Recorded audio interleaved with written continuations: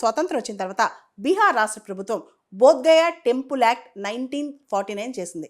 ఈ Bodh Gaya temple act 1949 ప్రకారం ఒక బోర్డు ఉంటుంది. ఆ టెంపుల్ సంబంధించిన వ్యవహారాలకు సంబంధించి నిర్ణయం తీసుకోవడానికి ఒక బోర్డు ఉంటుంది అనమాట. ఆ బోర్డులో మొత్తం 8 మంది సభ్యులు ఉంటారు. 4 హిందువులు, 4 బుద్ధిస్టులు అనమాట. దీనిలో ex officio chairman district collector, district magistrate ఉంటారనమాట. అయితే సాధారణంగా ఈ డిస్ట్రిక్ట్ కలెక్టర్ లేదా డిస్ట్రిక్ట్ మెజిస్ట్రేట్ కూడా హిందువే అయి ఉంటారు. దీని ద్వారా ఏమవుతుందంటే ప్రస్తుతం ఈ బోధ్గయలో ఎక్కువ నిర్ణయాలు హిందువుల తరపున ఉన్నాయి. బోధ్గయ కాస్త హిందూ సైడ్కి అయిపోయింది. ఎందుకంటే ఇప్పుడు కూడా నార్త్ ఇండియన్స్లో ఎక్కువ మంది ఏం చేస్తారంటే వాళ్ళ ప్యాట్రియార్క్ అంటే వాళ్ళ పితృలకి వీళ్ళందరికీ కూడా ఏమైనా మంచి చేయాలన్నా, వాళ్ళు స్వర్గానికి వెళ్ళాలన్నా ఖచ్చితంగా వీళ్ళు గయాకి వెళ్ళి అక్కడ ప్రార్థనలు చేస్తారు.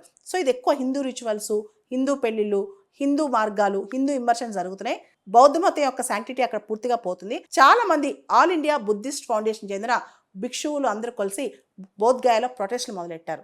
మా సైట్లో మా ఒక్క డెసిషన్స్ కూడా ఉండాలి. ఈ బోధ్గయ అనేది బేసికల్గా బుద్ధిస్ట్ సైటు. హుయెన్ సాంగ్ టైం నుంచి కూడా బుద్ధిస్ట్ సైట్గానే ఉంది, బుద్ధిస్ట్ సెంటర్ ఆఫ్ ఎక్సలెన్స్గానే ఉంది. మాకు రిచువల్స్ కానీ బుద్ధిజం కానీ చాలా ఇంపార్టెంట్. మమ్మల్ని పక్కన పెట్టేసి, మేము మైనారిటీగా ఉన్నాం కాబట్టి మమ్మల్ని పక్కన పెట్టేసి హిందూసే ఇక్కడ ఎక్కువ డామినేట్ చేస్తున్నారని చెప్పి వీళ్ళు అంటున్నారు.